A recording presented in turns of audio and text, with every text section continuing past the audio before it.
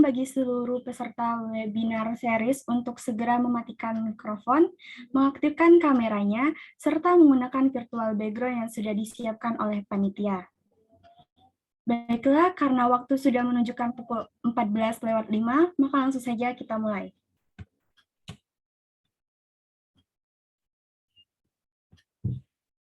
Assalamualaikum warahmatullahi wabarakatuh. Salam Om Swastiastu, Namo Buddhaya, salam kebajikan, selamat siang, dan salam sejahtera untuk kita semua. Yang terhormat, Bapak Dr. Livian Teddy, Sarjana Teknik, Magister Teknik, Insinyur Profesional Utama, selaku Koordinator Program Studi Teknik Arsitektur, Fakultas Teknik Universitas Sriwijaya.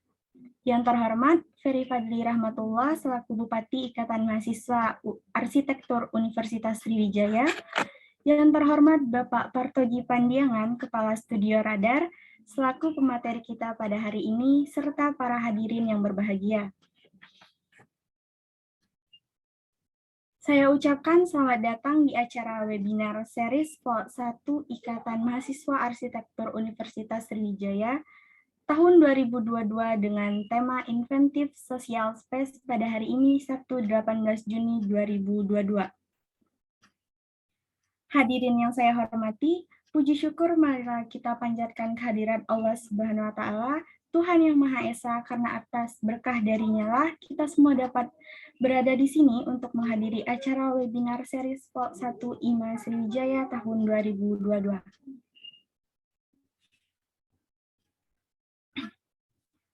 Perkenalkan, saya Tria Marhuma selaku moderator pada webinar kali ini.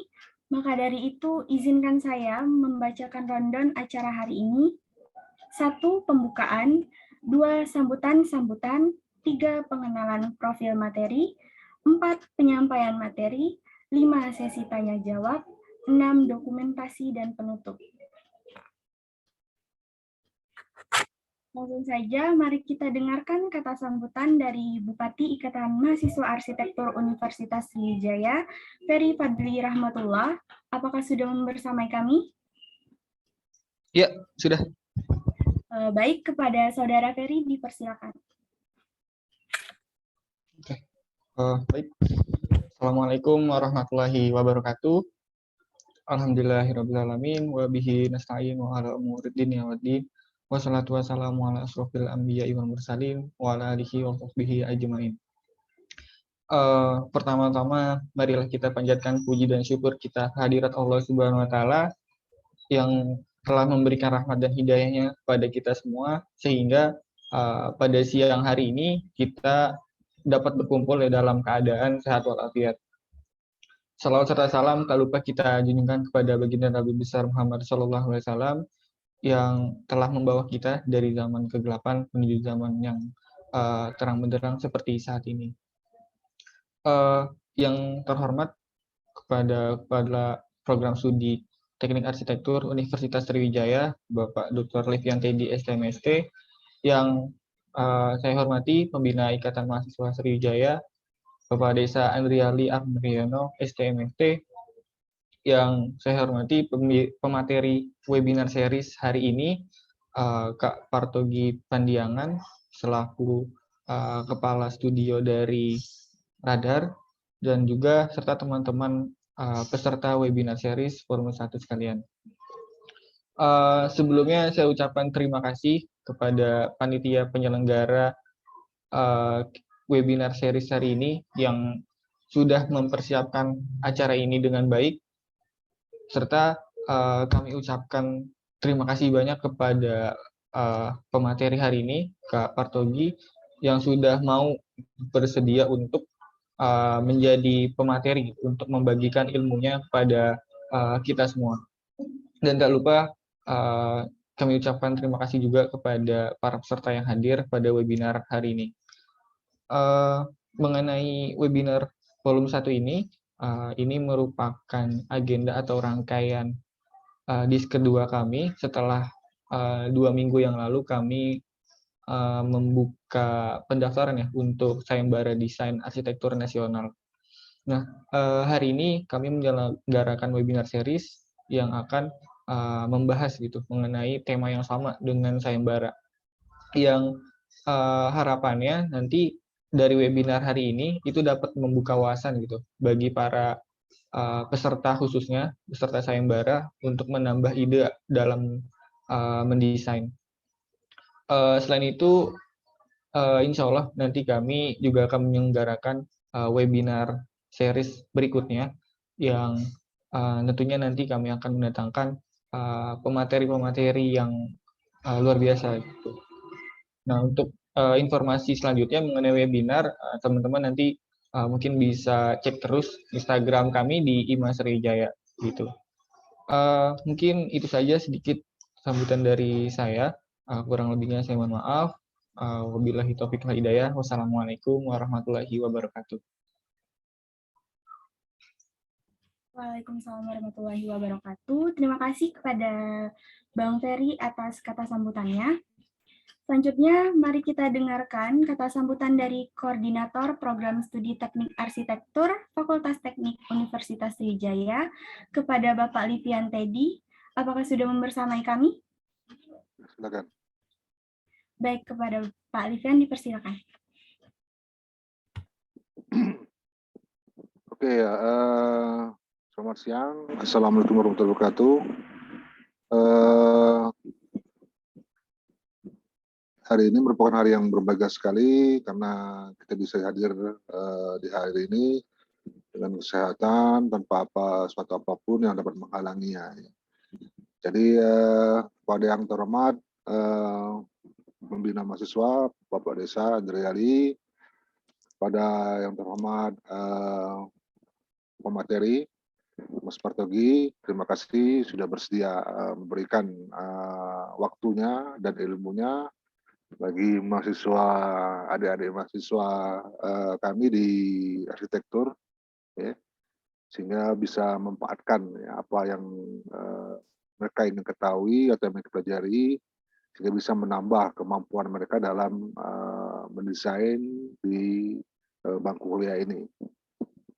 Terus juga mahasiswa yang lainnya ya, yang saya sayangi. Ya. Ini merupakan kesempatan ya, karena apa?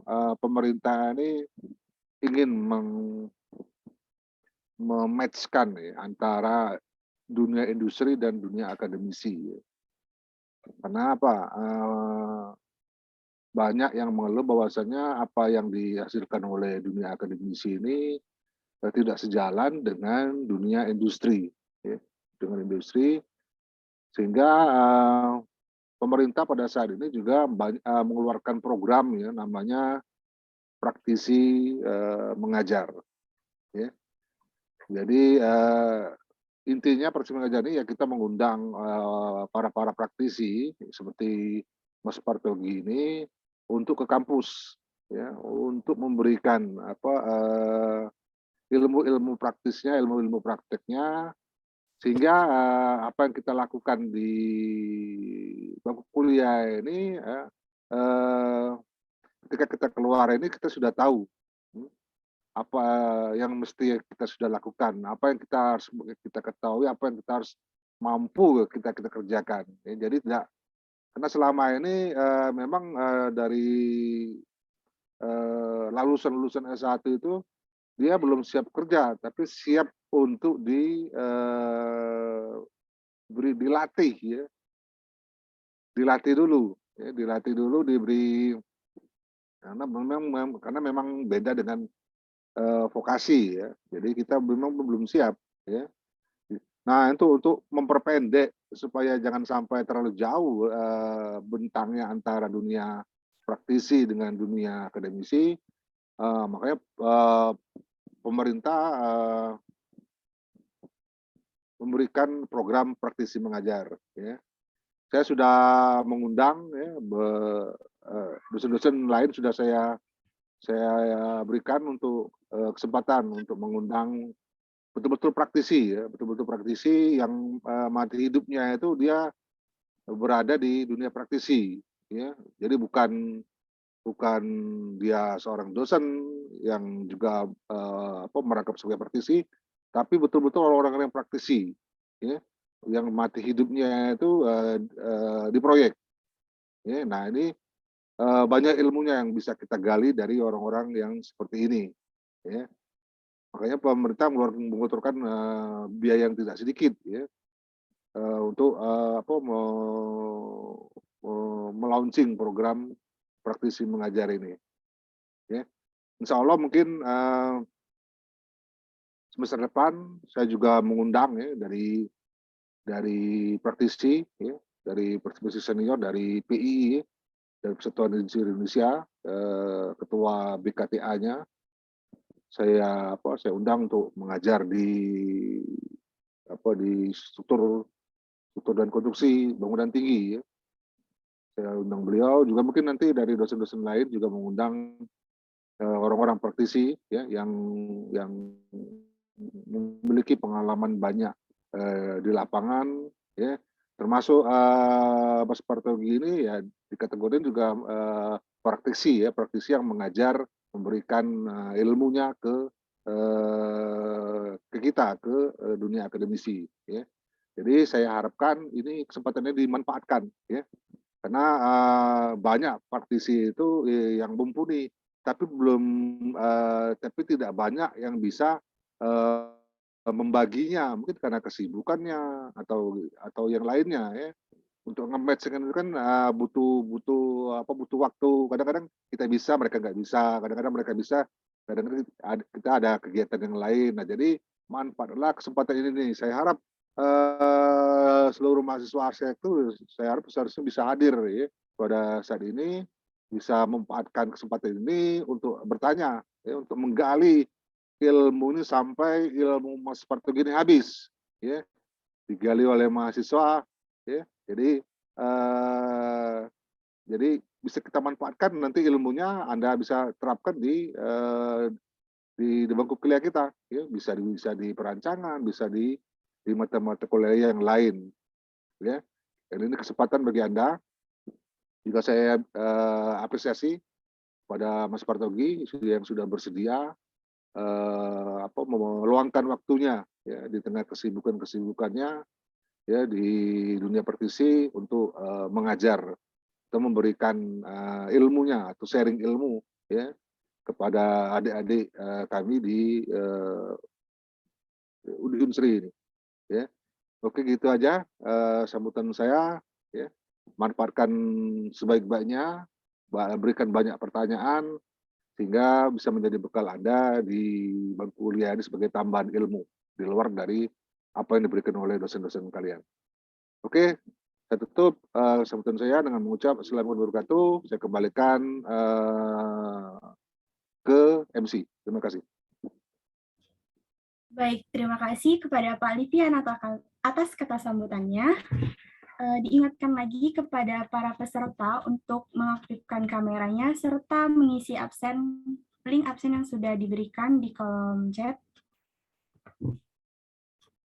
Selanjutnya kita akan berkenalan dengan pemateri kita pada hari ini. Seperti kata pepatah, tak kenal maka tak sayang, maka izinkanlah saya menyampaikan profil singkat dari pemateri kita pada hari ini, yaitu Bang Partogi Pandiangan.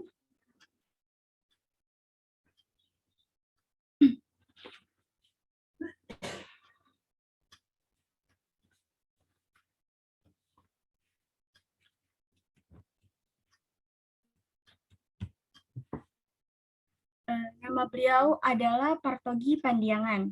Beliau ini merupakan alumni dari Arsitektur Universitas Sumatera Utara, lulusan tahun 2016. Beliau ini pernah menjadi junior arsitek Simon plus Doni Studio di Medan, dan sekarang menjadi architectural designer and head of studio Radar di Jakarta. Seperti yang dapat teman-teman lihat, beliau ini telah melakukan berbagai proyek yang sudah complicated, sebanyak 5 proyek, dan sekarang sedang ada dalam fase proyek lainnya sebanyak 4 proyek.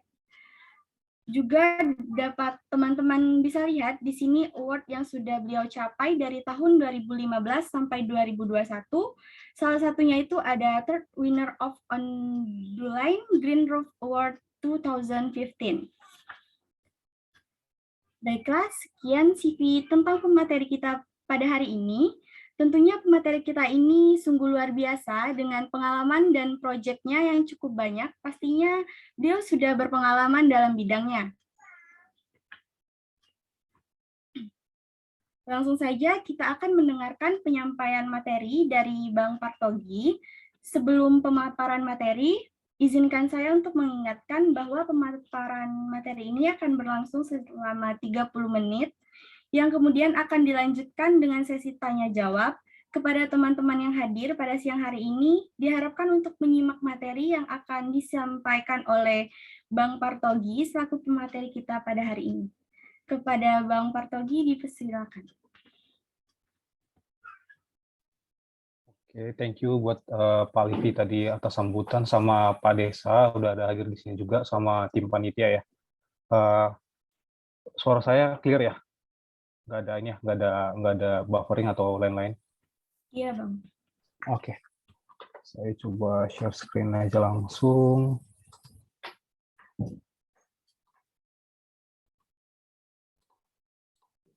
Sudah lihat full presentation saya nggak, teman-teman? Sudah, Bang. Sudah ya?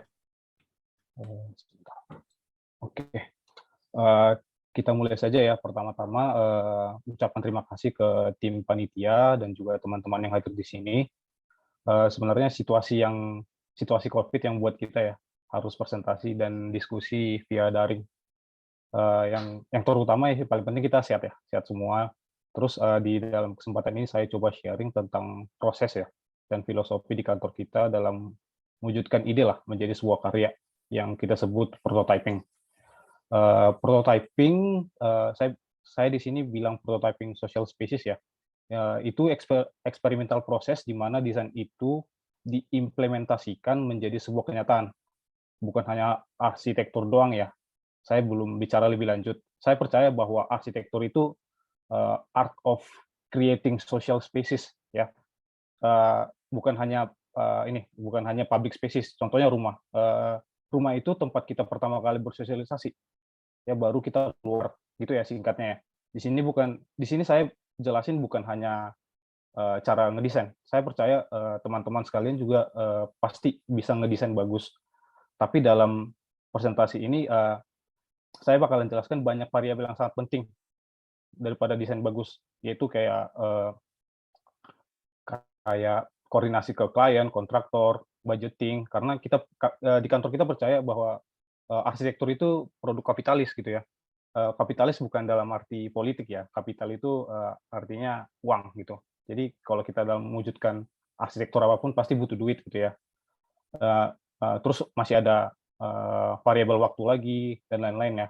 Jadi inilah ini step by step kita dalam creating atau inventing that spaces. Oke. Di presentasi ini lebih ke ini sih. Arsitek itu harus dalam meng-create spaces itu harus eksklusif dan inklusif dalam waktu bersamaan ya. Mungkin nanti teman-teman akan saya jelaskan eksklusif sama inklusif itu apa sebenarnya.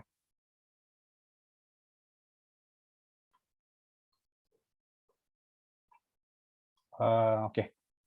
Ini tim kita yang dipimpin oleh saya nggak pernah manggil dia Pak atau bos gitu ya. Dia itu kayak seperti kakak lah atau abang ya di kalau di Sumatera. Dipimpin oleh Kak Richard. Kami biro yang sangat muda dan memfokuskan kepada bangunan-bangunan yang basically sustainable. Ya, saya sendiri di sana sebagai architectural designer dan head of studio. Udah dijelaskan tadi oleh moderator. Oke.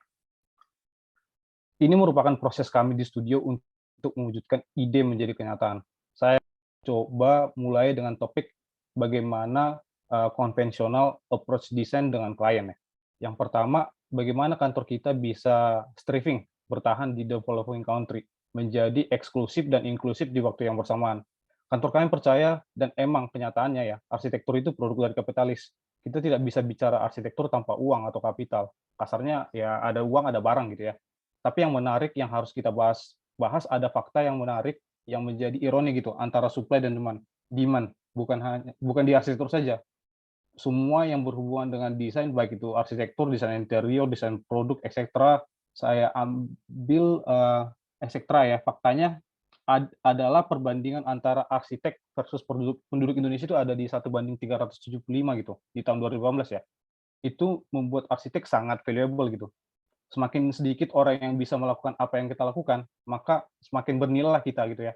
Tetapi saat bersamaan, hal ini membuat arsitek menjadi eksklusif. Ini menjadi ironinya, tapi banyak orang yang tidak membahas. Tapi kalau kita lihat lebih detail lagi, sebagai desainer, kita punya obligasi mendeliver value dan fulfill secara eksklusif apa yang diminta klien dari kita, dan klien sebagai paying customer, mereka punya hak untuk diutamakan, diprioritaskan untuk memenuhi kebutuhan mereka. Nah, yang kita coba lakukan di Radar adalah di dalam setiap proyek kita selalu melihat dari 3 pihak yang terlibat ya. Pertama, si arsitek, kedua si klien, ketiga society. Kalau zaman sekarang netizen lah ya istilahnya. Menjadi eksklusif is good karena it guarantees kesejahteraan si arsitek. Oke, dalam konteks saya karena semakin sedikit orang yang bisa melakukan apa yang kita lakukan, kita itu menjadi eksklusif gitu di society. Makanya apa yang dimaksud dengan prototyping adalah bagaimana caranya membuat circle yang terdiri dari 3 pihak ini secara berkelanjutan gitu. Yang pertama, bagaimana cara kita sebagai desainer mendeliver the most unique pieces of provocative and evocative spaces, terutama pada klien at the same time. Kita melihat pihak klien memiliki problem, bagaimana caranya membreakdown problem dan kebutuhan mereka menjadi sesuatu yang sangat mudah dimengerti dan diserap oleh masyarakat. Di saat bersamaan Anda bertanya, bagaimana cara klien bisa benefiting gitu dengan membuat desain yang sangat spesial, dengan cara yang membuat desain yang sangat spesial, yang sangat spesial ya. Yang terjadi adalah ikonik, dan karakterisasi arsitektur itu sendiri menjadi sebuah brand. Oke, identity dan sebuah seni spasial yang bukan hanya desain-desain mediocre. Contohnya kayak ruko kan cuman bermain dengan fasad doang ya jatuhnya. Nah, lalu selanjutnya kalau kita berhenti jadi inklusif, maka arsitek alone itu jadi stagnan gitu. Sudah terjadi di Indonesia, kita nggak kekurangan arsitek dan kekurangan klien yang membutuhkan jasa arsitek. Tetapi at the same time di society, ketika kesenjangan terlalu jauh, maka value arsitek itu akan turun. Makanya yang terjadi adalah ketika kita melakukan secara seimbang menjadi eksklusif dan inklusif, maka kita mentransform keinginan menjadi kebutuhan. Mungkin teman-teman agak berat ya sama bahasanya untuk dicerna ya. Saya coba analogikan dengan contoh, misalnya 10 tahun yang lalu kita membuat sebuah kafe atau restoran ya, atau lifestyle building lah. Kita nggak butuh arsitek ya, tapi ya bisnisnya lancar-lancar aja gitu, rame aja yang datang. Tapi sekarang kalau kita bikin lifestyle, contohnya kafe, resto, bakalan nggak ada yang datang gitu kalau tempatnya biasa-biasa. Nggak ada spot tempat-tempat spot foto, ujung-ujungnya bisnisnya bakalan ini nggak bertahan gitu. Nah, ini membuktikan statement kita tadi nih, yang membuat keinginan menjadi sebuah kebutuhan. Tapi di sini skalanya masih bangunan kecil ya. Lama-kelamaan jika kita tidak konsisten seimbang antara eksklusif dan inklusif, makanya di society we will win gitu. Jadi ketika marketplace sudah inovatif banget, gitu juga arsitek dipaksa untuk berkreasi. Karena kenapa? Karena exclusivity itu force innovation gitu. Ketika arsitek tertantang untuk mendapatkan insentif yang lebih besar, maka kita menjadi sebuah innovation machine gitu ya, di dalam positive way ya, inspiration machine gitu. At the same time kita harus benefiting klien. Ketika bangunan itu selesai, dia membuktikan ke society bahwa desain yang bagus, dia akan benefiting gitu secara bisnis. Istilahnya build proof lah, dan akan maturing society dan market. Makanya dari itu desainer itu penting sekali, bukan hanya ke klien. Kayak, Anda butuh desain, ini saya kasih deliver value. Tetapi by creating consistent prototyping dari setiap desain, kita membuat society lebih dewasa. Nah, ini yang membuat ketika kita menerima brief dari klien, kita harus berpikir 3 pihak, bagaimana satisfying the client, tetapi dalam waktu yang samaan kita nggak bisa berdiri karena ada market, ada sosial yang harus didewasakan. Nah, untuk mengerti diagram tadi, maka saya buat second charge ya, di mana kita review annual prototyping. Pertama kita akan bagi dua dalam slide ini. Pertama ada tujuan dan kedua adalah waktu ya. Nah, pertama saya coba share opini apa yang kita lakukan di Radar. Ketika kita ingin membuat sebuah desain dan desain ini harus menjadi sebuah prototype, pertanyaan pertama adalah konteks radius. Seberapa besar sih radius impact yang harus kita hasilkan ketika kita mulai berkarir? Kenapa ini penting? Karena akan ada sesuai dengan konteks waktu. Ini sangat berbahaya ya, the trap of profession. Ini kenyataan loh, tapi banyak orang yang nggak mau membahasnya. Kenapa? Karena kita sebagai desainer akan trading our time with portfolio ya. Seperti saat ini teman-teman gitu. Hasil tugas kalian akan menjadi portofolio kalian pada saat ini ya, melamar ke kantor apapun, mau konsultan, mau kontraktor ya. Dan ngerjain itu pakai waktu kan. Tetapi ini saya kasih konteks real job ya. Kalau portofolio kita tidak terbangun, ya sama aja kita desain grafis gitu. Sangat penting ketika portofolio itu jadi kenyataan dan punya impact. Untuk itu kita harus starting positioning right. Jangan menerima brief dan brief dengan mentah-mentah gitu. Oh ada brief, oke jalan. Ada brief, oke kumpul gitu ya. Saya punya habit yang salah ya pada saat kuliah, terutama waktu perancangan arsitektur ya. Nggak tahu di teman-teman sekarang perancangannya ada berapa SKS ya. Waktu saya ada 8. Jadi ada istilah selesai nggak selesai pasti ngumpul gitu ya. Dalam kasus Radar kita bergerak dalam kacamata lebih besar. Ada sesuatu yang orang nggak mau bicara ya, yaitu 50% dari populasi dunia di tahun 2050 akan tinggal di daerah tropis. Kalau teman-teman pernah nonton Megacity by National Geographic, kajiannya sudah banyak gitu, dikatakan 50% populasi akan tinggal di kota tropis, seperti Mumbai, Jakarta, Sao Paulo. Tapi kalau kita pikir-pikir, kenapa nggak ada advance arsitektur ya, arsitektur modern ya di garis tropis ini? Ya karena nggak ada duitnya gitu. Ya kembali lagi statement di awal ya, arsitektur ya butuh kapital, butuh duit. Yang tertinggal apa? Yang tertinggal adalah arsitektur itu eksklusif, tapi nggak inklusif at all. Jadi yang kita lihat di Radar, kita punya peluang besar gitu dalam konteks ini. Nah, yang kedua adalah awareness of trap of position. Kita pasti trading waktu kita dengan hasil ya. Contohnya, arsitek di umur 25 tahun dengan 35 tahun, regardless of the project, arsitek 35 tahun akan lebih trusted gitu ya, daripada arsitek 25 tahun. Karena desainer itu profesi, kayak dokter, lawyer, etc. lah. Contohnya gini nih, biar gampang ya teman-teman mencernanya. Contohnya, selesai dari talks ini, contohnya saya pulang untuk pergi kemana-mana, terus ditabrak orang gitu ya. Terus harus operasi. Ya, secara logis saya nggak mau dioperasi oleh ini, dokter-dokter koas ya, saya mau dioperasi sama dokter-dokter spesialis kalau bisa gitu ya. Sama, common sense lah, kalau kita posisi yang nabrak, saya juga nggak mau dibela sama pengacara muda, saya mau dibela sama pengacara senior gitu. Itulah definition of profession gitu, arsitek juga sama.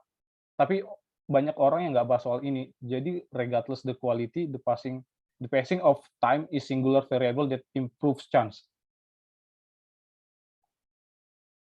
Maka dari itu penting banget buat kita melihat konteks waktu. Yang dua tadi sifatnya pemanasan. Ini lebih serius nih. Selanjutnya dari konteks adanya growth rate, percepatan pertumbuhan. Dan di waktu kita bicara time burn rate itu artinya kita kebakar umur ya. Ini real pada saat kita di dunia praktisi. Jadi kalau kita melakukan kalau kita nggak sadar ya, ini bakalan bahaya banget sama kita. Ketika kita bicara growth rate seperti bisnis pada umumnya, semakin bernilai kita sebagai desainer, semakin banyak manfaat yang kita sebarkan ke society tadi. Anda akan berharga jika memberikan value pada market. Jadi kalau kita mau grow more big, kita harus memberikan banyak value ke masyarakat. Jadi yang kita lakukan di samping ngedesain yang bagus dan secepat apapun desain yang kita buat, yang paling penting ya seberapa cepat market itu menyerap dan mengerti pesan yang kita sampaikan melalui desain ya. Mungkin dari beberapa kita menyadari tingkat selera desain sekarang lebih tinggi dari dulu. Kita di kantor biasanya sebutnya inflasi desain. Contohnya 10 tahun yang lalu kita melihat bangunan Show Fujimoto pada saat itu kayak mind blowing gitu, tapi sekarang kalau Anda membuat rumah yang seperti yang dibuat oleh Shou Fujimoto, udah bagus banget kalau masuk ke Art Daily gitu. Karena sekarang marketnya udah dewasa ya, sangat kompetitif. Jadi desain itu inflated gitu. Ya, itu bukan kita anggap sebagai ini ya, sebagai kerugian ya, malah itu sebagai tantangan gitu. Semakin gampang desain kita diserap masyarakat, berarti semakin kuat desain kita di masyarakat. Nah, ini yang paling berbahaya soal waktu ya. Ini sebuah paradoks tentang berapa lama kita berpraktek melawan versus kecepatan kita membangun yang kita miliki. Ini sangat berbahaya di negara berkembang. Jika negara maju, itu ditakar. Waktu dari properti itu ada umurnya, normalnya 99 tahun gitu. Artinya kalau kita butuh 5 tahun untuk complete the project sampai terbangun, maka harganya secara market akan berkurang menjadi 94 tahun. Artinya apa? Makin lama makin murah, sehingga semua sistem arsitek konsultan dipaksa lebih cepat lagi nih. Nah, apa yang terjadi di negara kita nih, negara berkembang? Ketika nilai tanah lebih rendah dari nilai harga konstruksi, dan banyak cash flow ya, tidak ada urgensi untuk membangun dengan cepat. Untuk kita itu salah besar ya, karena paradoks di sini, kita semua di sini yang sudah dan bakalan menjadi arsitek dalam one lifetime ya, kita cuma beresin beberapa proyek doang. Kita nggak bisa nyelesain 100 proyek sendiri gitu. Kalau saya bisa ngerjain 25 proyek dalam hidup saya, buat apa saya ngerjain proyek asal-asal? Yang saya pastiin semua proyek punya ciri khas masing-masing, itu gunanya saya pastiin semua proyek saya punya ciri khas masing-masing. Itu gunanya prototyping. Beda dengan produk lah, seperti kursi atau meja yang kita pakai saat ini mungkin. Semua itu di produk massal gitu. Jadi butuh efisiensi material yang super hemat agar terjual lebih banyak. Beda dengan desain ya.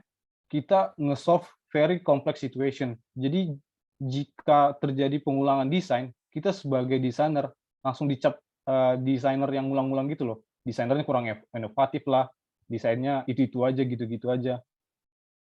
Dan itu sangat bahaya ya. Artinya apa yang kita lalui untuk bangun satu bangunan, kalau terjadi pengulangan sangat disayangkan gitu.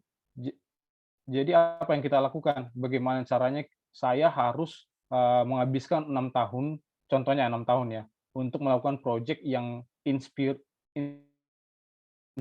many people, sampai orang yang nggak bisa mengerti arsitektur bisa menyerap gagasan kita. Yang ketiga, saya akan tutup dengan evaluasi dan readjustment. Di sisi tujuan dan di sisi waktu, kita akan bicara strategic overlapping. Kenapa ini penting? Pertama adalah ketika kita bicara evaluasi dan readjustment, kalau tadi kita berbicara seberapa cepat dan seberapa efisien, di sini kita bicara seberapa efektif kita mungkin cepat, tapi kalau nggak efektif secara market, mungkin itu kalau kita tidak efektif, mungkin market nggak akan menyerapnya ya. Ketika desain kita selesai, banyak arsitek yang datang melihat gitu, kayak open house, kita mengundang arsitek, ya pasti mereka ngerti lah apa intensi kita dalam desain. Berarti kita cukup berhasil, tapi yang sulit di sini gimana caranya orang-orang awam mengerti akan desain kita gitu. Makanya kita perlu evaluasi dan adjustment kembali. Untuk strategic overlapping, langsung ke contoh aja biar gampang ya, biar mengerti. Pengalaman saya melakukan 10 desain dalam 5 tahun. Hanya 20% yang terbangun. Artinya apa? 10 karya dalam 5 tahun, itu hanya 2 desain yang terbangun. Nah, jika kita coba nge-recycle ide yang tidak terbangun di 5 tahun ke depannya, mungkin ide itu nggak relevan lagi pada zaman itu. Itu karena inflasi desain yang saya sebut tadi. Hal ini sangat terlihat di hospitality, kayak resort, hotel gitu ya, yang makan waktu lama dalam desain proses dan construction proses. Contohnya, si owner A melihat hotel merek X sangat sukses, sehingga dia ngedatangin arsitek nih, "Pak, hotel ini sukses banget, saya mau didesainin seperti ini ya." Nah, sukses ini dilihat sekarang ketika di opening. Padahal dia butuh 4 tahun untuk konstruksi dan 1 tahun untuk ngedesain. Sebenarnya hotel yang saat ini dilihat sangat sukses sudah di-planning dari 5 tahun yang lalu. Karena disuruh seperti itu sama klien, again arsitek hanya being eksklusif gitu, tidak inklusif. Asal bos happy gitu istilahnya. Dia nggak peduli apakah market akan mengabsorb, dia nggak peduli dia nggak melihat customer bagaimana, apa yang akan terjadi kalau apa yang akan terjadi, dia akan mengcopy persis gitu desainnya tadi. Jadi butuh 5 tahun lagi untuk membangun. Artinya apa? Idenya udah terlambat 10 tahun, alias 1 dekade gitu. Sangat bahaya gitu. Ketika desainer tidak mengerti strategic overlapping. Sangat membahayakan ketiga pihak tadi. Dari society tidak appreciate the design, klien rugi karena tidak dapat keuntungan, dan ujung-ujungnya apa? Reputasi arsiteknya yang dipertanyakan. Ya, seperti kalau di sini ada semester 2 ya. Kalau saya kasih contoh ya, kalau kalian suruh saya present tugas kuliah saya di semester 2 atau semester awal, saya nggak akan mau gitu. Saya akan bakar kertas itu terus minum ya, biar nggak ada jejak lagi gitu. Saya nggak akan pede nunjukin tugas-tugas saya, tapi kalau saya tunjukin desain-desain sekarang, saya akan pede sama kalian gitu. Itu namanya strategic overlapping. Nah, kesimpulannya apa? Ketika kita berpikir tentang aplikasi pembangunan ini yang membuat kita menjadi eksklusif, ketika kita inklusif, kita akan lihat apakah masih relevan untuk dibangun. Jika tidak, kita butuh evaluasi dan readjustment tadi. Ini udah 15 menit ya. Jadi saya coba skimming ya beberapa project yang kita kerjakan di Radar. Nah, kita sekarang bicara karya ini waktu pembangunan ya. Waktu pembangunan biar relevan dengan prototipe yang kita bicarakan tadi.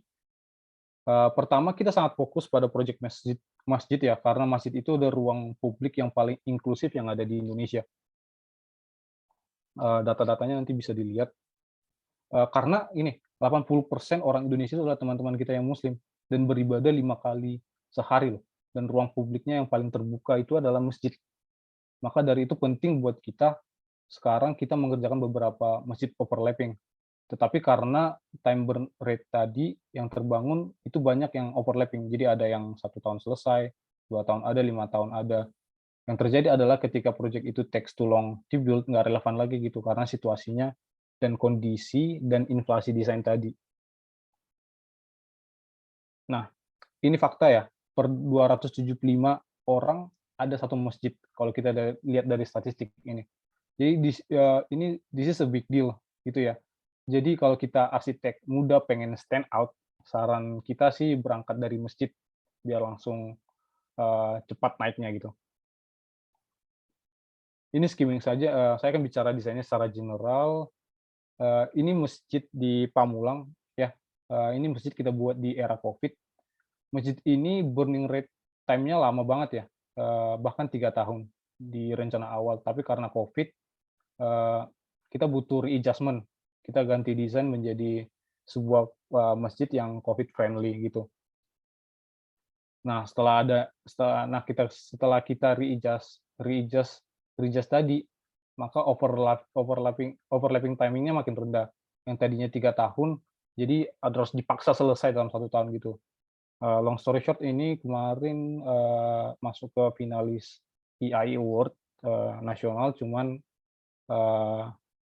nggak terlalu kuat ya di mata juri karena dia makan space buangan gitu. Jadi kita nabrak GSB, jadi tidak masuk lah. Dan kemarin juga ini masuk ke Art Daily Building of the Year dan finalis World Architecture Festival di Portugal. Kurang lebih gitu.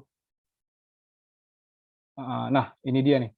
Karena budget dan situasi COVID ya, membuat semua elemen dinding solid itu kita ubah jadi 4.000 kerawang atau rooster. Nah, dengan kita ganti komponen ini bukan hanya membuat bangunan bernapas, tapi lebih ke waktu yang lebih cepat karena dinding diganti dengan kerawang, makanya jadi semua single material. Kalau dia pakai dinding bata lagi kan kita butuh plesteran lagi, kita harus finishing lagi, kita harus cat lagi. Ini enggak, tinggal bikin struktur dan tinggal tumpukin ini doang ke kerawang. Jadi makanya bisa lebih cepat dari 3 tahun jadi 1 tahun. Dan selesai dalam 1 tahun ya, kurang lebih lah. Nah, ini prototipe pertama, bayangkan bayangkan di pertama sekali saya sudah mention 1:375 eee eee, yang di pertama tadi, di slide pertama. Bayangkan kalau arsitek trying to do prototyping, at least ada 1 contoh ruang ibadah yang lebih baik dan lebih bagus lah desainnya. It's gonna be very very powerful gitu. Dan dengan ini market bakalan mendadak dewasa gitu ya. Nah, ini contoh lain, kenapa saya tampilin rumah ya, nggak skala public space gitu, karena ya rumah itu salah satu tempat kita bersosialisasi gitu. Kita pertama kali sosialisasi dengan keluarga kita, jadi saya masukin contoh rumah ya. Kita di Radar sebenarnya nggak cukup berbakat bikin residensial ya, karena kita kurang sabar dalam mengerjakan rumah residensial jadi nggak terlalu banyak gitu contoh residensialnya, contoh prototyping rumah baru, ada juga prototyping renovasi gitu. Nah, jadi ada rumah baru dan renovasi. Kenapa ini konteks ini penting ya? Balik lagi kepada data. Jika kita membangun rumah baru, contohnya di Menteng dengan harga per meternya 50 juta ya, itu real loh. Itu saya ada proyek di Menteng yang harga tanahnya 50 juta per meter gitu. Kayak banyak orang lakukannya, orang-orang kaya lakukan itu kok. Kita ya, you are doing your job very good as an exclusive architect ya. Dan again, being exclusive is good karena menampilkan value kita sebagai arsitek. Artinya kita dibayar makin mahal. Ya, itu tujuan kita ya, biar kita hidup prosper ya. Tapi kalau kita hanya melakukan itu dan nggak berharap karya ini menjadi sebuah prototyping buat orang lain, ya bahaya. Kenapa? Ini datanya. Hanya 16% dari 240 juta orang yang bisa enjoying what we call house, gitu ya. Ini kenapa being inclusive itu sangat penting. Karena kita harus tahu 95% dari rumah itu landed, sisanya apartemen. Terus kenapa ngomongin rumah renovasi sih? Karena semua arsitek bikin rumah keren itu gampang, cepat ya. Hit and run jadi porto gitu. Renovasi kenapa? Karena 40% dari rumah di Indonesia itu adalah rumah developer. Jadi kenapa bisa kayak gitu ya? 40% banyak banget.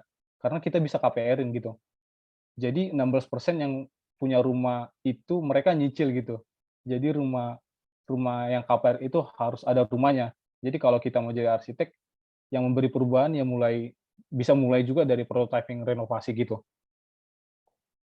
Ini tadi salah satu market lah di rumah Alam Sutra. Jadi karena rumah baru, I think kurang seksi buat dibahas, jadi saya percepat. Nah, sedikit tentang rumah ini ya. Karena kita mau prototyping di sini, saya akan lihat dua arah. Antara saya sebagai arsitek dan klien saya sebagai paying customer. Saya harus ensuring mereka puas dengan karya saya. Di saat bersamaan saya melakukan tugas saya bagaimana caranya menjadi inklusif dengan kalau rumah ini cuma adu marmer, maka society mikir itu akan bagus gitu loh. Jadi yang saya lakukan adalah mengedukasi market biar inklusif, tercapai dengan good arsitektur. Bisa apa contohnya sebenarnya? Contohnya rumah ini, bagaimana caranya bagaimana rumah ini tanpa menggunakan AC, dia bisa turun 4-3 derajat dengan penggunaan green roof dan prinsip-prinsip passive design lah. Ya, kalau semua teman-teman pasti udah lebih tahu lah passive design ya. Jadi saya nggak perlu jelasin secara detail lagi. Nah, seperti gambar ini, kok ada dinding-dinding terbang sih? Sebenarnya itu bidang penangkal sinar matahari dan itu strukturnya shear wall ya, yang sangat tipis yang kita gunakan sebagai fasad. Jadi statusnya nggak cuma ornamen doang, fasadnya fungsional gitu. As a structure iya, as a fasad iya, sebagai penangkal sinar matahari iya, dan barrier privasi ke lingkungan juga iya. Jadi ini potongan rumahnya kira-kira ya. Again, saya kasih contoh ya. Anda bilang kenapa sih udah bikin rem harus ditutup, itu kan nggak bagus, KDB-nya tinggi ya. Nah, ini contohnya. Kebutuhan klien apa? Saya nggak suka nyamuk, saya nggak bisa ada taman sana sini, oke. Oke, fine. I'm doing my job exclusive for you. That's why you want me, oke, gitu ya. Dia meng-hire kita buat apa yang dia mau, gitu ya. Tapi, can I have something on my own gitu? Dengan ini saya ingin menunjukkan ke society bahwa tangga sebagai ram itu bukan karena poetic whatever itulah, tapi rem ini juga sebagai wind tunnel. Jadi kalau kalian lihat ada skylight, itu sebenarnya skylight-nya nggak langsung nempel ke dinding. Ada gap antara dinding sama, eee, dudukan kacanya. Jadi udara panas tetap, bisa keluar tuh. Nah, in order untuk, wind tunnel ini bekerja adalah dibuat kontras gitu. Jadi di bawah suhunya harus rendah, tekanan tinggi, dan ketika di atas itu suhunya tinggi, tekanan rendah. By default, ketika semua jendela ditutup, rumah ini akan tetap bernapas gitu. Jadi owner-nya mau keluar negeri 5 tahun, keramiknya nggak akan bengkak, nggak akan neplak-neplak gitu ya, parketnya nggak akan lompat-lompat. Ini adalah take away yang bisa kita ambil inclusively gitu. Mencoba mengeducate the market bahwa banyak cara lain untuk membuat lingkungan binaan yang lebih sehat. Eee, Walaupun, ini persis banget ya, dia nge-hit KDB 60%, nggak mau gardennya harus di area luar dan nggak terlalu seksi karena rumah ini rumah rumah baru. Jadi kita push kliennya untuk menggunakan green roof biar bisa nurunin suhu sampai 3 sampai 4 derajat lah. Saya kan nggak akan push terlalu detail, karena, sudah masuk dalam bangunan yang menggunakan simple passive building 101, di mana aliran udara bisa masuk secara bebas lah, dan cahaya juga, masuk. Sehingga pada siang hari lampu itu nggak terlalu banyak penggunaan, bisa dikurangin. Nah, kolam renang. Klien minta kolam berenang, yang menjadi pertanyaannya, seberapa sering sih Anda berenang? Nggak akan tiap hari juga kan berenang. Tapi again, karena saya arsitek yang exclusively paid sama klien, Anda pengen swimming pool, oke, tapi can I have something on my own gitu ya. So this is what we do. Kita nggak pernah bikin kolam renang on ground. Kenapa? Karena sama aja. Secara KDB mengurangin area resapan, tetapi yang ini kita bikin di lantai 2, walaupun berat secara struktur, tapi itu mengurangi suhu bangunan significantly gitu. Kedua, ketika posisi cahaya matahari yang pas, air itu akan mantulin cahaya ke dalam bangunan. Begitu juga kalau malam, cahaya lampu itu bakal mantulin mantulin cahaya lampu dan masuk ke dalam ruang. Makanya, kalau kita lihat ya, kalau kita lihat bagian sini tetap terang nih. Nah, teman-teman bisa lihat pointer saya ya.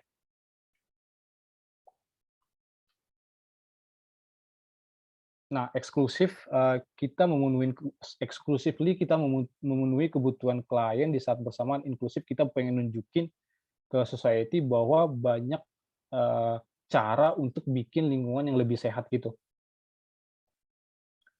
Ini, beberapa image di dalam. Saya percepat saja.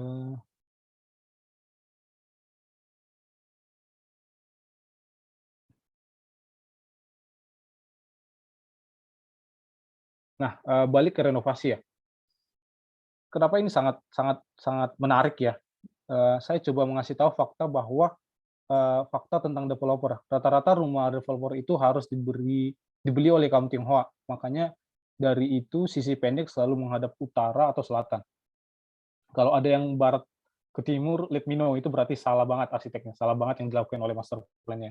Jadi sisi panjang harusnya dapat exposure cahaya lebih yang sangat besar ya. Jadi, tertutup hanya pada sisi pendek. Jadi sisi panjangnya tertutup dan sisi pendeknya yang terbuka, oke.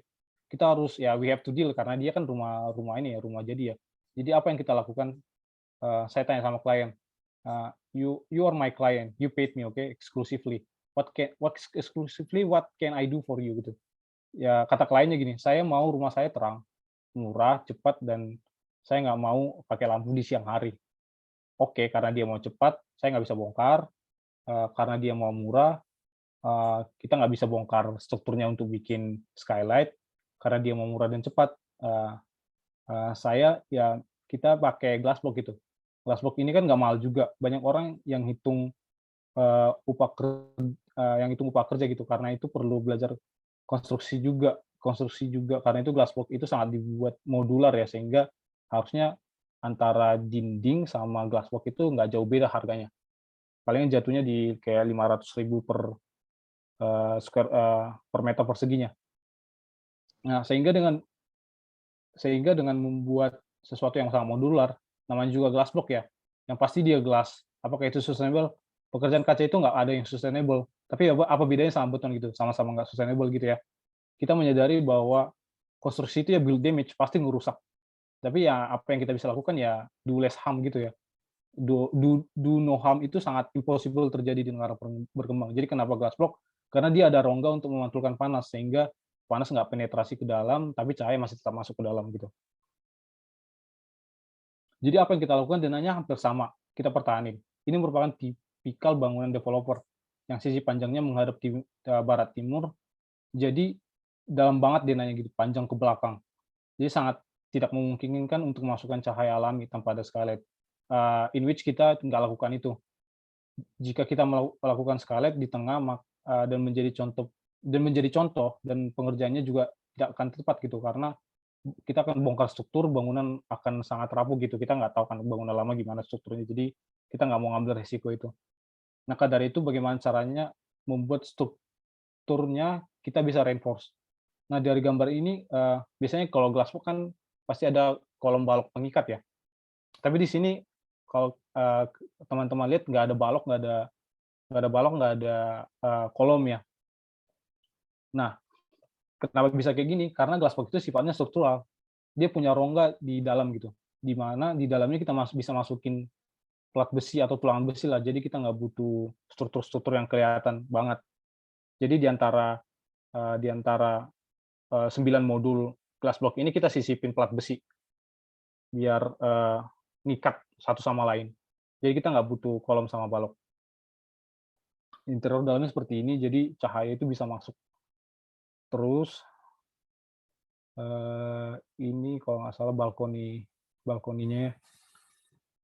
Saya percepat aja. Jadi idenya adalah kita take off the existing facade dan menggantinya dengan the functional one lah. Apakah bagus? Ya tergantung orang yang lihat. At least kita menginspirasi orang agar saya nggak mati sia-sia gitu. Kalau saya COVID minggu ini kita mungkin nggak ketemu ya. Untung saya nggak COVID-nya di bulan yang lalu. Nah, dengan translucent facade kita dapat 2 benefit. Di siang hari kita nggak perlu extra lighting. Di malam hari waktu saya menyalakan lampu di sisi dalam, saya nggak perlu buat spesial lampu gitu untuk fasad. Dia kan hidup sendiri gitu seperti lampion. Ini ruang dalamnya saya percepat aja saya udah 6 menit. Nah, itu baru saya angkat 2 contoh. Ini 8 contoh project prototyping coming soon di Radar ya. Dan setiap project kita berusaha untuk selain menjadi prototyping, kita menggunakan analisa beda yang kita present di awal. Contohnya ada konteks waktu, ternyata ada ada konteks waktu ternyata ada di project ada yang dibangun 6 tahun, walaupun itu merugikan Radar, kita bilang ke klien, Pak ini kurang relevan, boleh nggak kita readjust lagi. Setelah project itu jadi, percuma kan. Di sisi lain klien akan happy selalu karena mereka nggak tahu apa yang mereka lakukan. That's why kenapa mereka nge-hire arsitek gitu. Tapi bagi kita nggak akan relevan lagi gitu, karena udah dimakan oleh waktu tadi, atau inflasi desain tadi. Nah, tadi housing, sekarang public spaces. Ini project taman kampus yang dan sedang kita lobby agar biar bisa open ke publik, membujuk klien untuk buat open space ini sudah sangat susah ya, apalagi kalau bukanya ke umum ya, karena lebih ke controlling orang yang masuk ke dalam. Kan nggak lucu, kita mau jaga image taman, tiba-tiba ada PKL jualan di sana gitu. Kebersihannya jadi nggak terkontrol lah, jadi beban untuk maintenance kampus nanti. Ini dia memperkuat arsitektur itu produk kapitalis. Kalau nggak ada maintain, space-nya nggak akan terkontrol dengan baik. Ini waktu masih konstruksi ya, sama testing lighting. Jadi idenya adalah kita bikin ruang publik yang yang berstruktur gitu. Mungkin Anda bertanya, ruang publik kok ada strukturnya sih, kenapa? Jika kita nggak membuatnya dengan struktur, anytime owner bakalan mengubah itu dengan mudah. Tetapi dengan saya pakai ensuring dia pakai struktur yang besar, kalau ada niatan untuk mengubah, ya sedikit gitu ya. Karena kadang, klien ini kita udah desain bagus, ternyata dia butuh kebutuhan yang lain, dia nempel-nempel aja, takutnya jadi dangdut gitu ya. Makanya kita at least dia bikin se-fix mungkin biar nggak akan terganggu secara image lah tamannya. Intinya kita bikin pocket-pocket hijau lah atau ruang terbuka.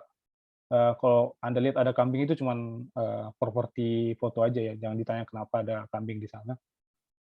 Saya akan percepat.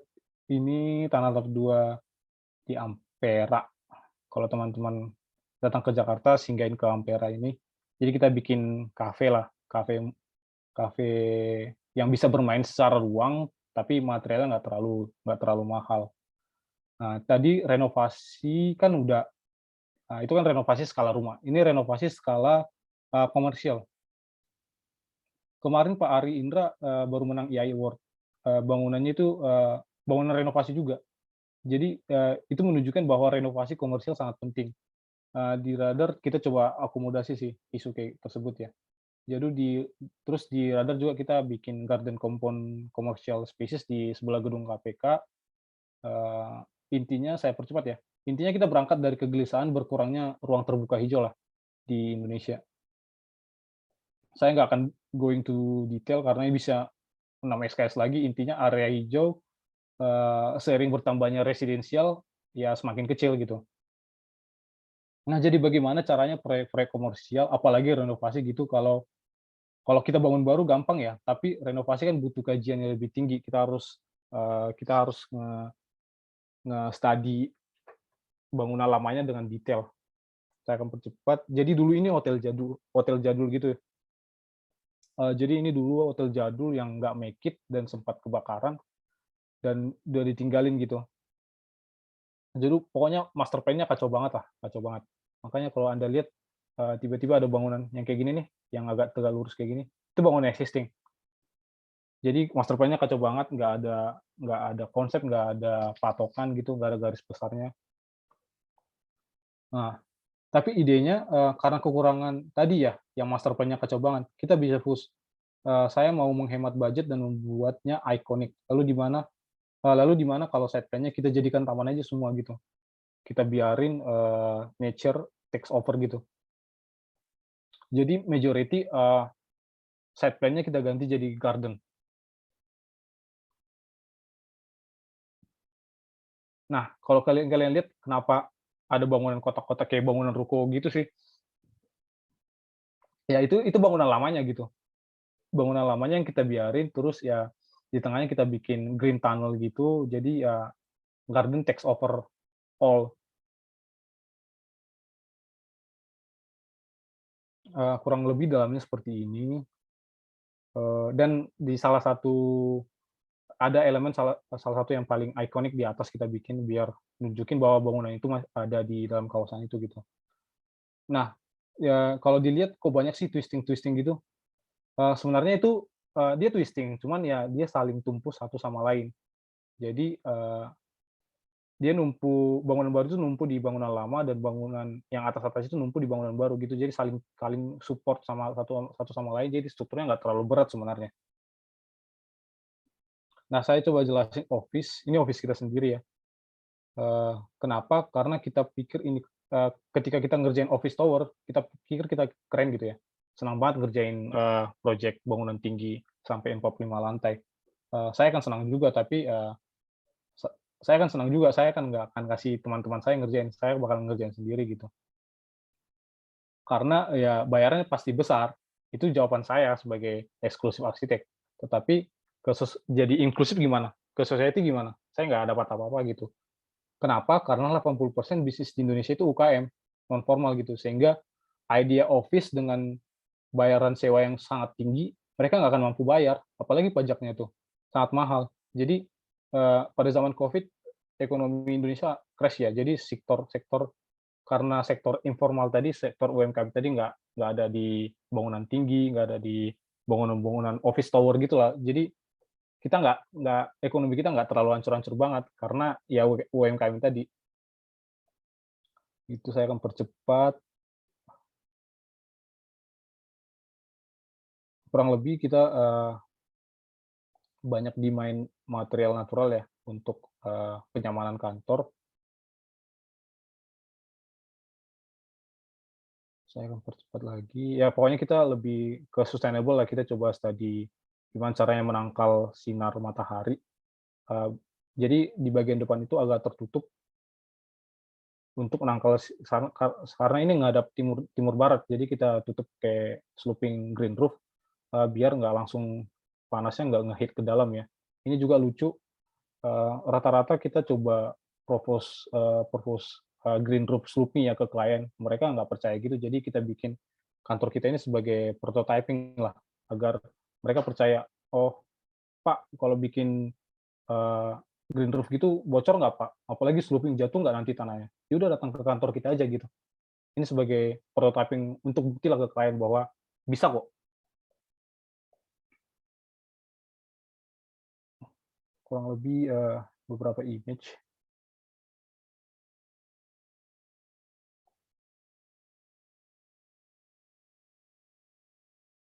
Nah, ini contoh prototyping ruang publik dengan budget murah. Kenapa? Kalau bangunan ini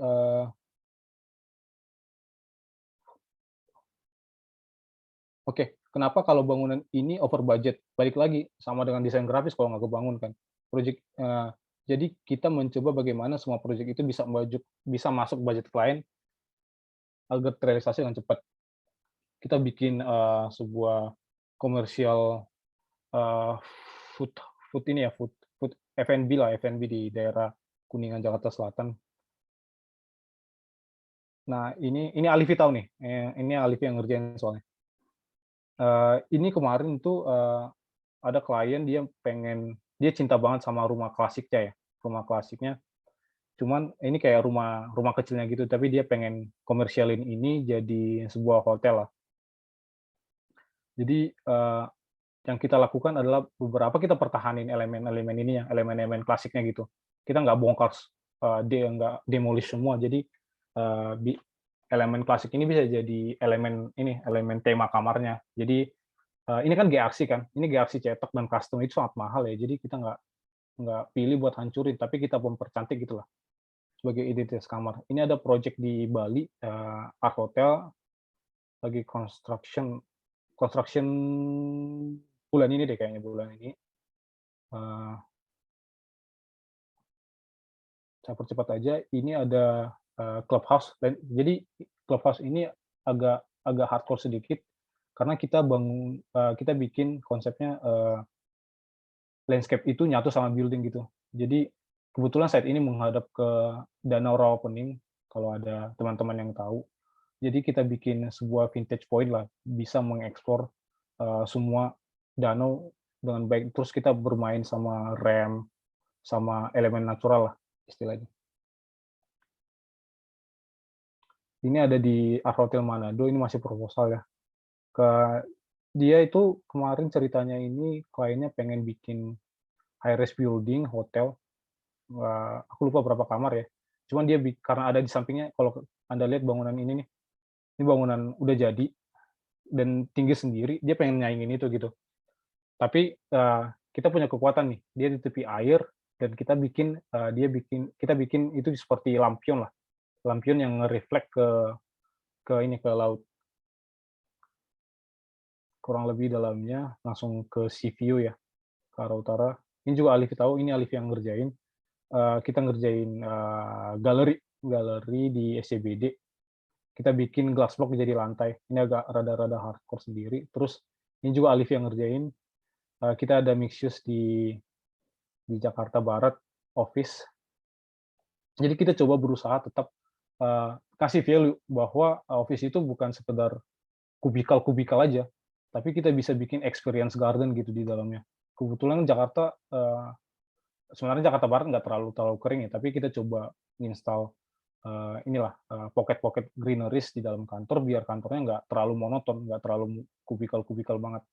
Jadi kita pastiin semua natural lighting, udara itu tetap bisa masuk ke dalam bangunan. Ini contoh beberapa prototype kita ya, ada yang di Bali, ada yang di Karimun Jawa. Terus kita juga ada, selain masjid kita juga ada ngerjain chapel.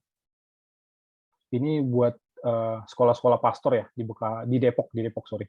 Di Depok, kalau teman-teman ada yang Katolik yang tahu Santo Fransiskan, ini sekolahnya nih. Mereka itu agak unik, mereka itu disuruh ini buat menjadi pastor itu mereka harus kayak down to earth dulu. Down to earth mereka itu harus menanam sendiri makanan mereka, merawat kambing mereka sendiri gitu lah.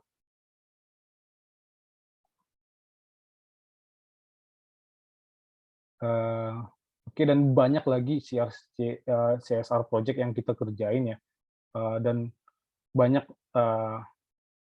religion spaces, bukan hanya masjid tapi ada chapel-chapel juga yang kita kerjain. Nah, saya akan tutup dengan ini. Apa yang kita lakukan di Radar adalah berusaha untuk melihat desain itu adalah proses 3 pihak ya, bukan hanya 2 pihak. And by doing this prototyping, kita bisa meningkatkan our time burning rate gitu. Supaya walaupun kita hanya bisa menyelesaikan beberapa bangunan, tapi impact-nya besar bagi society daripada ke diri kita sendiri gitu. Itu penutup dari saya. Terima kasih. Saya udah telat 20 menit. Thank you.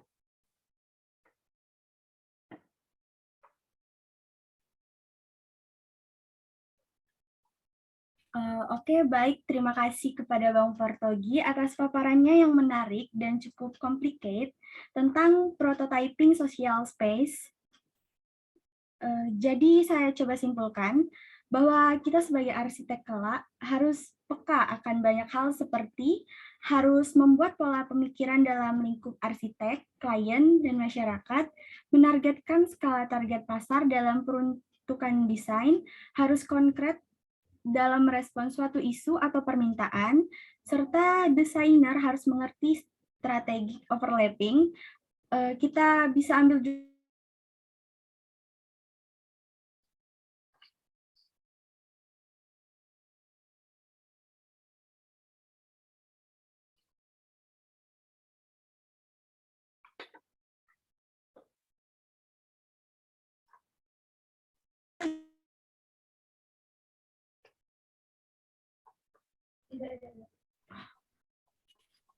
Oke, langsung saja kita langsung ke sesi tanya-jawab.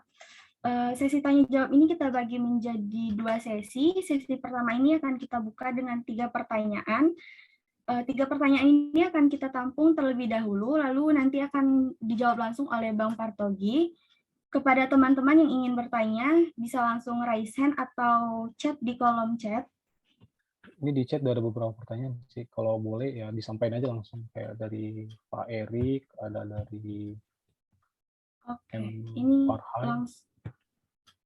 Ini langsung kita bacain dari Erikson JKT.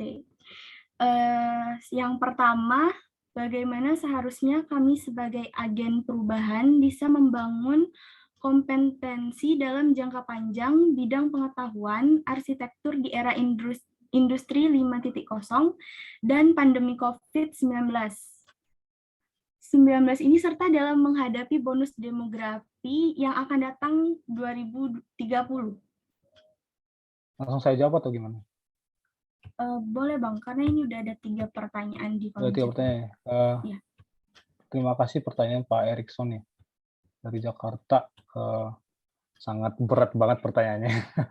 Ada bonus demografi lagi. Bagaimana seharusnya kami sebagai agen perubahan bisa membangun kompetensi dalam jangka panjang bidang arsitektur di era industri 4.0 pandemi. Saya sharing pengalaman aja ya soal pandemi COVID aja ya. Kemarin itu COVID kita struggling banget, banyak project yang dipospon lah istilahnya, dipospon, dan anehnya ya banyak klien itu ini banyak orang-orang kaya itu nyimpan duitnya dan pengen ngabisin buat keluarganya gitu. Jadi cara kita bertahan di COVID itu ya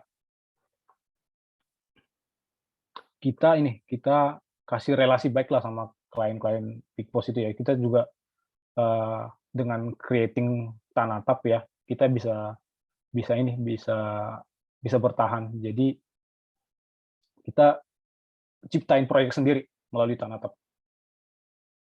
Ciptain proyek sendiri melalui Tanatap, terus ya dengan itu kita bisa bikin portofolio suka-suka kita. Makanya kalau teman-teman ada yang ngikutin Instagram Radar itu banyak banget kan Tanatap sana, Tanatap sini, Tanatap sana. Itu karena personal branding kita udah bikin bangunan unik-unik gitu. Jadi kliennya secara bisnis oke, dia bisa balik modal dalam waktu cepat. Terus untungnya apa sama kita? Kita bisa bikin branding kita gitu. Gimana caranya bertahan? Ya kita bikin branding sekuat mungkin dengan apapun caranya. Kalau cara kita ya kita ciptakan proyek kita masing-masing. Kita ciptakan proyek sendiri gitu, proyek sendiri. Kalau soal bonus demografi sih saya itu agak kompleks ya, saya nggak bisa jawab sih. Itu sangat kompleks banget. Gitu sih dari saya.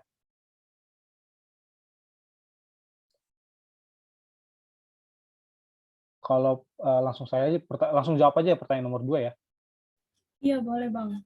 Bagaimana cara kita membentuk daya inovatif dan kreatif melalui pengembangan keterampilan krisis di bidang desain di era 5.0? Seperti yang saya mention di awal ya, sebenarnya desain itu pengalaman dan awareness ya sama sekitar.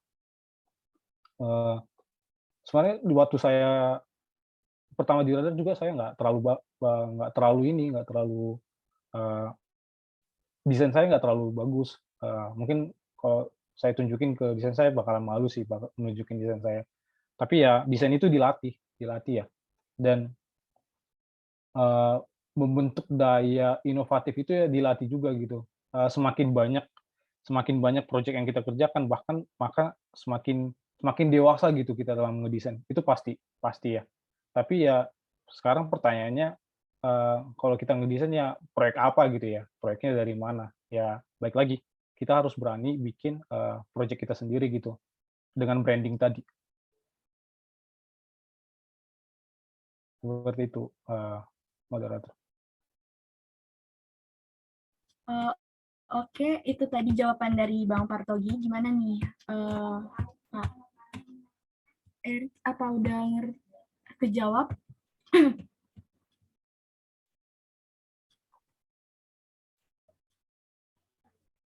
Kita lanjut ke pertanyaan selanjutnya dari Muhammad Farhan.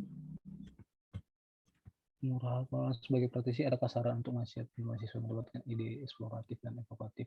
Jangan kalian diwanti-wanti agar dapat struktur. Ini yang saya Farhan, ini yang saya alamin juga sih dulu waktu kuliah ya. Kadang kita ditanya strukturnya gimana. Sebenarnya kita nggak ada obligasi buat ngasih tahu itu besaran baloknya berapa, campuran betonnya berapa. Kita nggak ada obligasi itu ya karena ada orang sipil buat ngitung. Ya sebenarnya itu ya kita tahu prinsipnya aja, prinsip dasar strukturnya gitu loh. Soal dimensi itu nanti orang struktur. Kadang waktu tugas akhir juga saya ditanya, ini baloknya berapa kamu bikin? Itu kurang kuat. Ya jawaban saya bukan orang struktur Bu, saya bilang gitu. Tapi in good way ya, bukan cara ngeyel buat nge-counter si dosen penguji kita. Dan ya balik lagi kalau mendapatkan ide itu ya pengalaman sih, pengalaman. Pasti kalau kamu balik lagi ke desain semester 2 pasti bakalan malu banget, dan ngelihat desain kamu sekarang pasti lebih baik. Begitu juga yang saya rasakan sekarang. Kalau saya di posisi kamu, saya akan melihat ke depan pasti lebih bagus lagi. Semua desain itu berkembang kok. Desain berkembang, tinggal pengalaman aja dan tempat kita belajar itu gimana gitu ya, dan orang-orang sekitar kita gimana gitu sih. Jadi pandai-pandai kita untuk berteman, pandai-pandai kita mencari kolaborator, pandai-pandai kita untuk mencari, kalau kamu pengen di konsultan, pandai-pandai kamu juga mencari konsultan yang bakalan cocok buat kamu apa, gitu loh.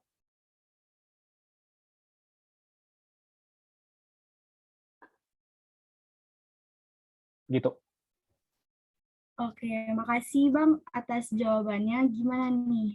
Bang Farhan udah kejawab atau ada yang mau ditanyain lagi?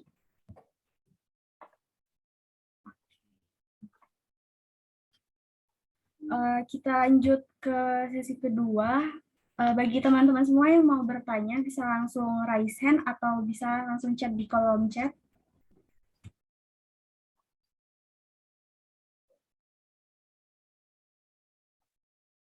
Alfi nggak nanya ya?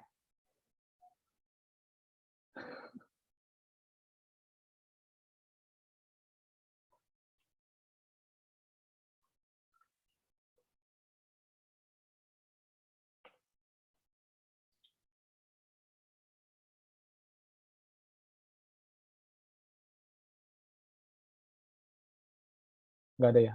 Nggak ada yang nanya ya? Saya coba kasih brief singkat aja ya.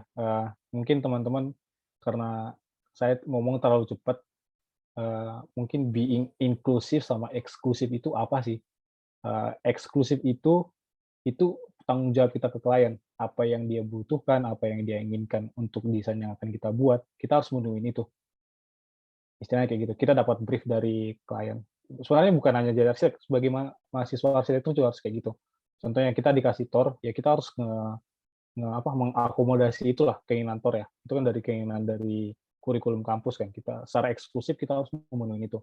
Tapi secara inklusif kita harus nunjukin nih ke teman-teman kita, ke orang tua kita bahwa desain kita ini bagus, desain kita ini bermanfaat, bukan bagus sih, sorry, lebih ini sih, desain kita itu bakalan jadi sebuah desain yang baik buat lingkungan binaan. Itu singkatnya.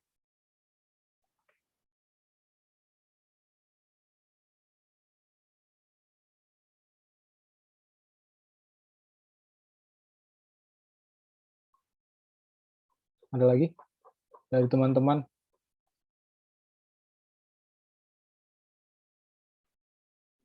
Buat teman-teman masih ada lagi yang mau bertanya, bisa langsung raise hand atau bisa tulis di kolom chat.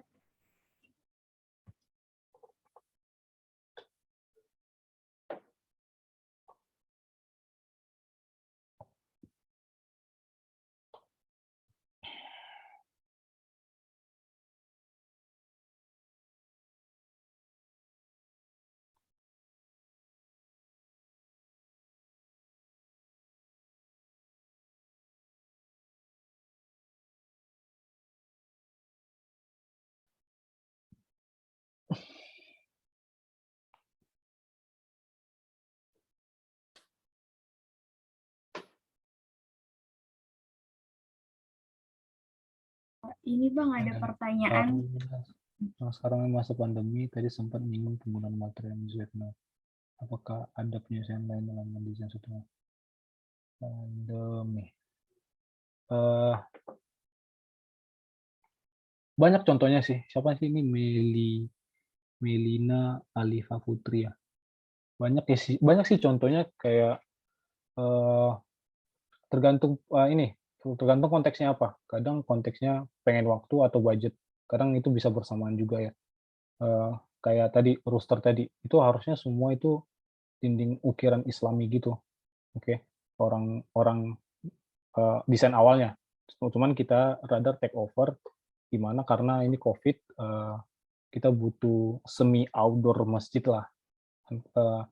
Istilahnya gimana kita bikin bangunan itu biar dia bernafas.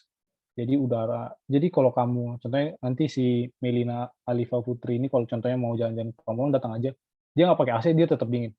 Padahal konteksnya di Tangerang, panas banget. Terus ada lagi beberapa contohnya nih, kayak di project saya di Menteng, itu lebih ke budget dan ngejar waktu, lebih ke budget sih istilahnya.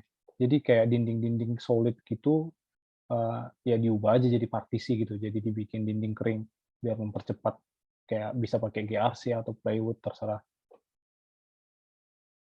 Gitu. Sama ya tadi glassbox tadi sangat membantu ya untuk cahaya kayak gitu. Soalnya material itu banyak, inovasi material banyak, tapi yang penting sih yang saya ingin mention ke kalian sih lebih ke ruang sih.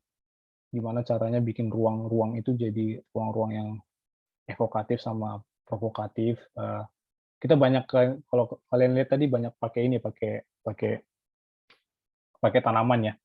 Karena itu hal yang paling paling tropikal lah. Kita kan lebih base-nya ke sustainable tropical. Jadi sebisa mungkin elemen-elemen yang udah ada di dalam site itu kita nggak hancurin, kita malah pertahanin dan kita jadiin focal point gitu.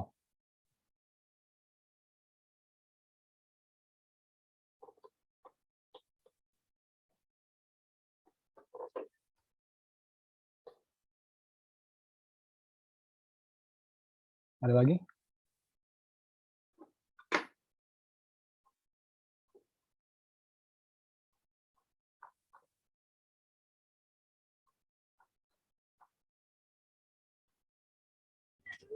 Masih ada yang ingin bertanya lagi?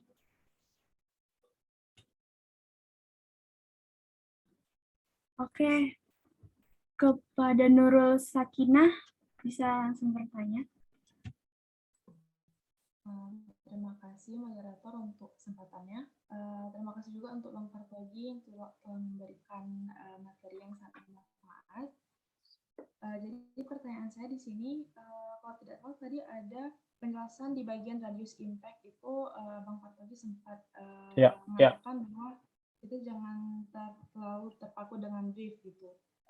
Kalau misalnya ada brief jalan, kalau nggak ada brief kita jadi nggak jalan. Jadi yang mau saya tanyakan ini, bagaimana hal tersebut dapat diterapkan oleh kami mahasiswa dalam mengerjakan tugas di studio perancangan gitu. Terima kasih. Oh, oke. Bukan saya, kalau ada saya salah kata, mungkin bukan ngehindarin brief, tapi tetap dalam, kan saya bilang gini tadi, eksklusif sama inklusif.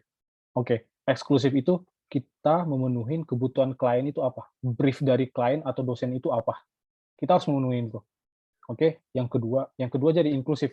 Gimana caranya kita mengedukasi masyarakat bahwa eh, desain kita itu bakalan baik buat lingkungan binaan. Saya kasih contoh tadi kayak struktur dinding itu ya. Kalian lihat dinding terbang tadi, dia kan nggak mau panas, dia mau jaga privasi. Ya kita penuhin itu dengan cara bikin inovasinya. Jadi dinding terbang tadi, dia nggak hanya sekedar privasi doang, itu penangkal panas juga, penangkal privasi juga. Terus contohnya ini, si rumah glassbox tadi. Rumah glassbox tadi kan dia pengen cepat. Terus dia pengen murah, terus dia pengen waktu siang dia nggak mau nyalain lampu. Itu keinginan dia, ya kan? Kita harus memenuhi keinginan dia sebagai arsitek yang eksklusif. Oke, kita udah memenuhi itu. Nah, sekarang kita mau jadi arsitek secara inklusif. Gimana caranya? Ya kita bikin glassbox, kita bikin inovasi lah, bahwa dengan material ini cahaya bisa masuk ke dalam rumah, baik siang, waktu malam kita kan nyalain lampu ke dalam kan, dari luar dia kelihatan terang, jadi kayak lampion. Terus waktu soal panas, dia mantulin panas, tapi meneruskan cahayanya, karena dia itu berongga, kayak gitu.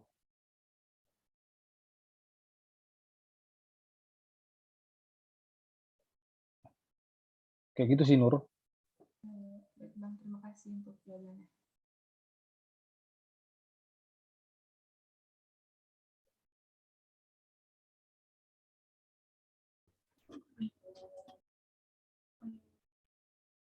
Masih ada yang mau bertanya lagi?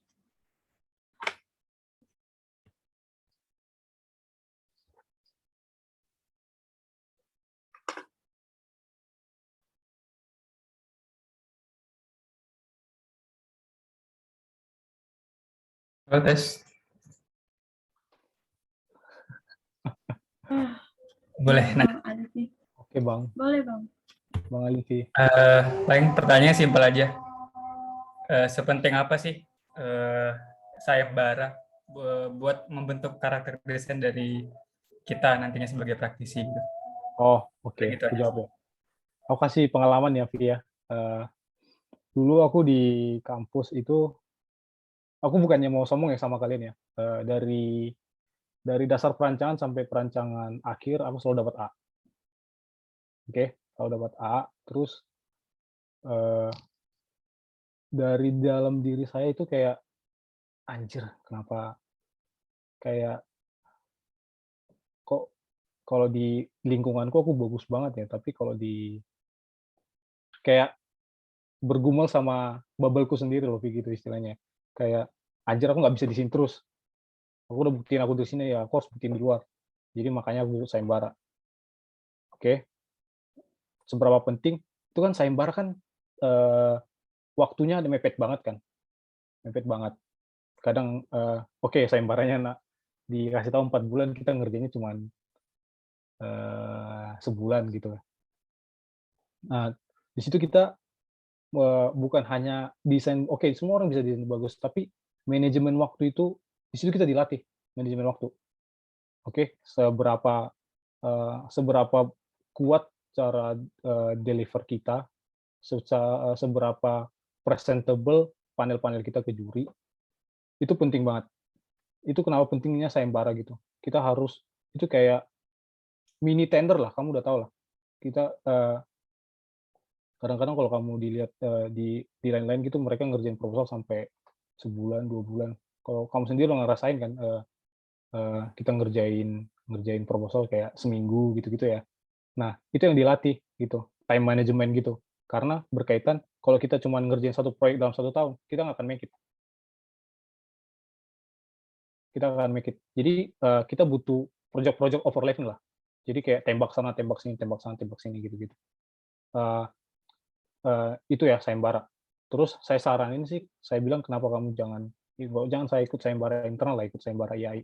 Karena gini, kalah sayembara itu kayak putus putus pacaran gitu loh, kayak, "Aduh kenapa sih, aku udah yakin menang, kenapa sih nggak menang?" Kayak gitu, kayak mungkin kalahnya mungkin kayak bisa sebulan, 2 bulan gitu-gitu. Tapi kalau apalagi kalau sayembara internal ya, kalau sayembara yang dibikin kampus-kampus.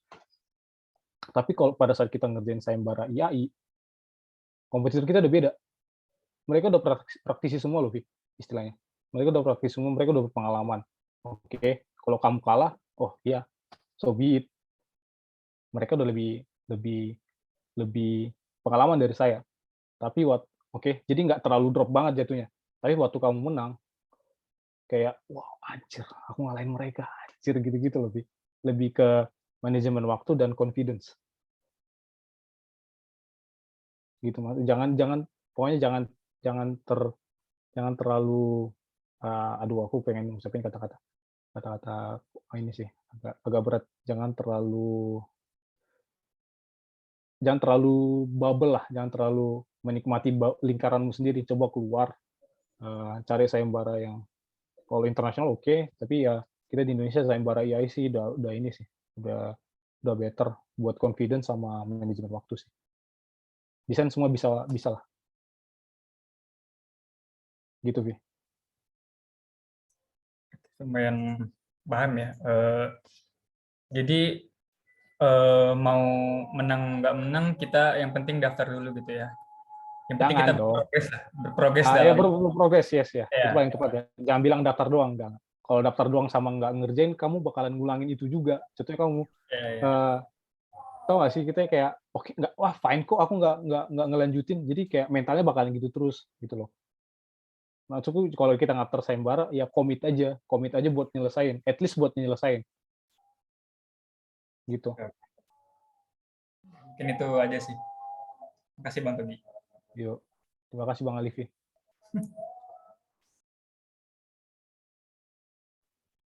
Baik, terima kasih Bang atas jawaban yang memuaskan. Semoga dapat dimengerti oleh semuanya. Karena sesi tanya jawab telah berakhir, diingatkan kembali kepada seluruh peserta untuk mengisi link absen yang sudah diberikan panitia di kolom chat. Karena webinar ini menjadi sarana pembekalan sayembara, berikut ada perwakilan dari sayembara yang akan menjelaskan sedikit tentang sayembara aksi reaksi nanti kepada Saudara Helmi. Apakah sudah bersamai? Ya udah. Oke, silakan.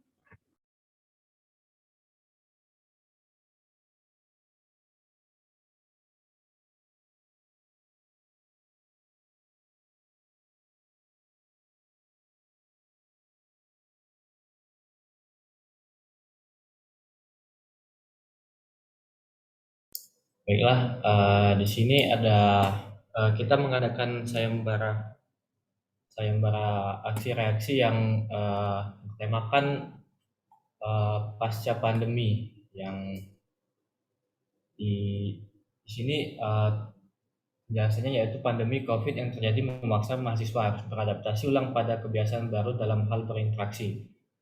Keilmuan arsitektur yang mencakup perancangan dan pembangunan ruang harus mampu merespon kebiasaan baru tersebut. Oleh karena itu, sayembara aksi reaksi memancing respon teman-teman mahasiswa untuk menjawab bagaimana arsitektur dapat menciptakan suatu ruang publik berupa retail outlet yang aman dan nyaman untuk melakukan diskusi dan kolaborasi serta kegiatan jual beli pasca pandemi ini. Ada timelinenya yaitu pembukaan pendaftaran pada 28 Mei lalu dan unwizingnya tanggal 31 Mei yang lalu dan bisa dilihat di YouTube-nya IMA Sriwijaya. Dan juga batas pengumpulan akhir dari sayembara ini yaitu tanggal 5 Juli, penjurian tahap 1-nya tanggal 12 Juli dan penjurian tahap 2-nya tanggal 19 Juli. Adapun juri dari sayembara ini yaitu Dr. Johannes Adianto, STMT, yaitu dosen Universitas Sriwijaya, Insinyur Ari Siswanto, MCRP, PhD, dosen Universitas Sriwijaya, Iwan Muraman Ibnu, STMT, yaitu dosen Universitas Sriwijaya, dan Insinyur Ahmad Ardani, MT, IAI, yaitu Ketua IAI Sumsel, dan Pak Yusing sebagai founder Akanema Studio. Sini dapat dilihat yaitu ada kontak personnya dan juga jika ingin tanya ada juga Instagram dan juga email, dan di sini ada QR code untuk form pendaftaran dan juga melihat ternya. Baiklah, terima kasih, sekian dari saya. Kembali lagi ke moderator. Oke, baik. Terima kasih kepada Saudara Helmi. Nih, bagi teman-teman yang mau daftar sayembara, bisa banget pendaftarannya udah dibuka tanggal 28. Bisa follow IG-nya langsung @sayembara_aksi-reaksi. Karena kita sudah berada di penghujung acara, maka dari itu sebelum ditutup ada baiknya kita dokumentasi terlebih dahulu. Kepada seluruh peserta bisa mengaktifkan kamera terlebih dahulu.